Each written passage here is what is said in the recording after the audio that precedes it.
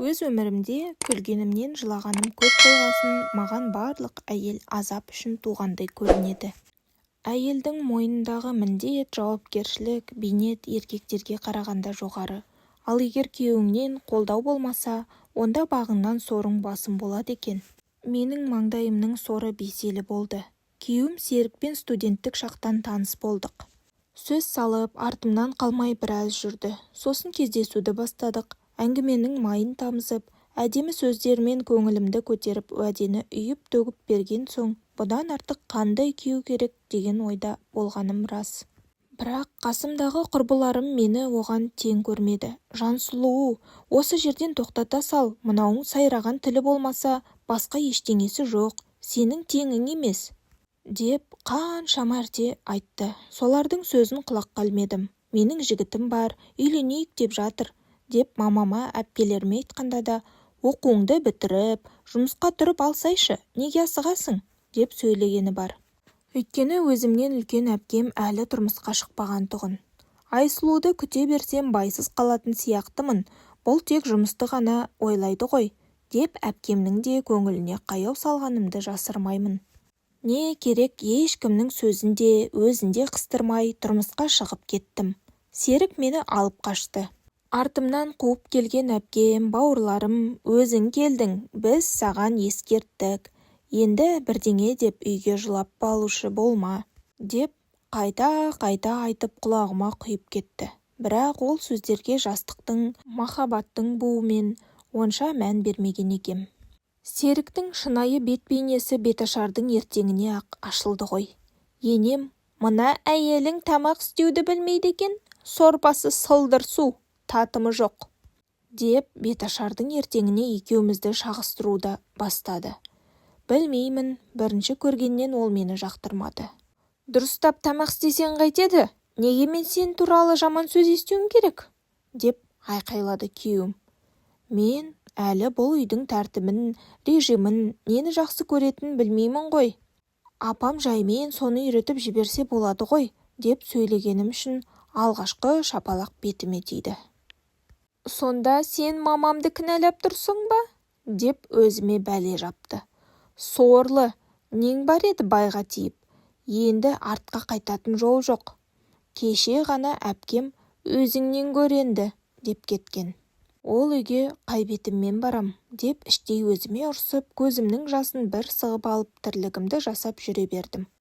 Менің үндемей кешіргенімді күйеуім жуастыққа баладау. Күнде болмаса да айына 2-3 мәрте таяқ жегізу оның тұрақты жұмысына айналды. Мұғалім болам деген арманым адыра қалды. Қара күйелеш болып, ошақтың 3 бұтына қамалған ауылдың қара табан әйеліне айналдым. Мінезі қиын деген сөз бар ғой, сол менің ата-енеме арнап айтылғандай. Болмашы нәрсені үлкен проблемаға айналдырып, әп-әдемі шай ішіп отырған жерімізден ұрыс бастап жіберетін. Атам мылжың, күйеуім әкесіне тартқан екен. Көп сөйлейді, тамақ жайнап отырып, аузына жұқпай әңгіме айтады. Кейде соған шашалып, аузындағысын дастарханға шашыратып, берекемізді кетіреді. Ондайда, ойбай, мынау қақалып қалды, сүлгі бер, деп енем бақырады. Дер кезінде құрғыр сүлгіде табыла қалмайды ғой, ас үйден алып келу керек. Ондайда сөз маған тиеді. Ақыр аяғында қайын атамның шашалып қалғанына мен кінәлі боп шыға келем. Ата-енем зейнетақысының көк тиынын бізге ұстатпайды. Күйеуім такси жүргізушісі боп ауыл мен қаланың арасында адам тасиды. Ол қай жыртыққа жамау болсын. 3-ші балам өте әлжуаз боп туылған. Балаңыз анемия, көбірек көкөніс, жеміс-жидек жегізіңіз, тамағы құнарлы болсын деп айтады. Өзіне ғана шақтап, әкеліп бөлмеме тығып, арасында балама беріп тұрам. Соны бір күні енем байқап қойыпты. Мынау әйелің бізден тығып тамақ жейді, деп Серікке мені шағыстырып, ол әңгіменің байыбына бармай жатып, мені өлгенше ұрып соқты. Түк көрмеген, неге менің ата-анамнан тығылып тамақ жейсің, ашсың ба? Деп қол жұмсады. Түсіндіруіме мүмкіндік бермеді. Сол күні сүйретіліп жүріп, киім-кешегімді жинап, 3 баламды алып төркініме кеттім. Бірақ мені құшақ жайып, не шешем, Не ағам қарсы алған жоқ. Өзің бірдеме дегенсің, еркек бекерге ашуланбайды, деп айтқаныма сенбей қойды. Ертеңіне күйеуім кешірім сұрап келіп еді, ләм-мим деместен мені жетектетіп қайтарып жіберді. Бала-шағаға киім керек, тамақ сұрайды. Болмаған соң, ауылда қандай жұмыс бар? Соны істеуге шықтым. 15 сиыры бар бір әйелдің азанда кешке сиырын сауып, күбісін пісіп, құртын жасап келем. Оның арасында үйімнің сыртын әкеп берші дейтіндерге барып ақыға жалданам. Күздігүні ауыл маңындағы алма бағына жұмысшы болам.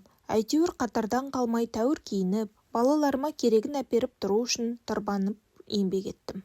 Мен жұмыс деген жердің қожайындары шиеттей бала-шағаң бар ғой, мынаны ал, деп кейде ұстамайтын заттарын, кимейтін киімдерін беретін.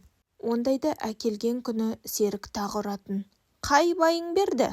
Неге ол сені жарылқай қалды? Деп миымды аштатын. Менің осылай тырбанып, еңбек етіп, шыр-пыр болып жүргенімді қайнағам мен абысыным ғана түсінді. Серік екеуміз ұрсып қалсақ, сол екеуі менің сөзімді сөйлейтін, бауырын басуға тырысатын. Өткен жолы кезекті бір төбелесте күйеуім, сен Аманғалиді суарып жүрсің, әйтпесе менің бауырым бола тұра неге сенің сөзіңді сөйлейді? Сен сыған қатынсың, оның басын айналдырып алғансың, деп төбемнен жай түсіргендей әңгіме айтты. Бұрынғы әңгімелеріне нақақ күйе жаққандарына шыдап, көңіліме алмай жүре беруші едім. Мынау әңгімесі жаныма қатты батты. Сол сәтте есімді жинап алдым. Болды Жансұлу, сені өз бауырымен қосып қарабет қылғысы келген адамнан не үміт күтіп жүрсің? Есіңді жиып бала-шағаңмен тыныш өмір сүруің керек ендігі, деп ойладым да, жылап отырып қайнағама телефон соқтым. Аға, мына бауырыңыз осылай деп жатыр. Мен енді бұдан артық төзе алмаймын. Ертең біздің үйге бәріңіз келіңіздер. Мен де төркінімді шақырып, бұл мәселені шешуім керек, дедім. Төркінімнен 2 әпкем, ағам, мамам келді. Отырып 17 жыл бойы жиналған өкпені, оның мені қалай қорлағанын, көрген азабымды ағайын туыстың алдына жайып салдым.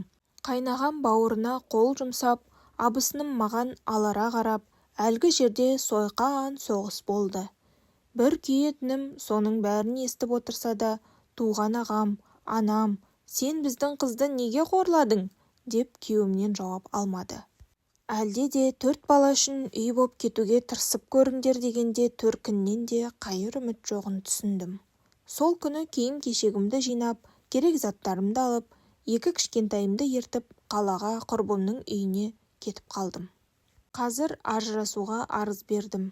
Үлкенім мектеп бітіргелі отыр. 1 айдай уақыт болды. Құлағым тыныш, жаным жай тапқандай. Бүгін не деп қалар екен деген үрей жоқ. Сұлулық салондарының еденін жуам. Күндіз нан жауып, сататын наубайханада сатушымын. Бұйырған несібемді теріп жеп жүрмін. Айтқым келгені күйеудің таяғына шыдап жүре бермей, ертерек ажырасудың жолын ойлау керек. Бір-ақ рет берілетін өміріңіз тек өзіңізге қымбат. Қадірін біліңіз. Мен осыны түсіну үшін 17 жылымды құрбан еттім. Осы себепті мен секілді өмір кешіп жүрген жандарға айтарым, өмір бір-ақ рет беріледі. Өзіңізді бағаламайтын адаммен, бала үшін де бірге қалмаңыз. Баланың да балалық шағын ұрламаңыз.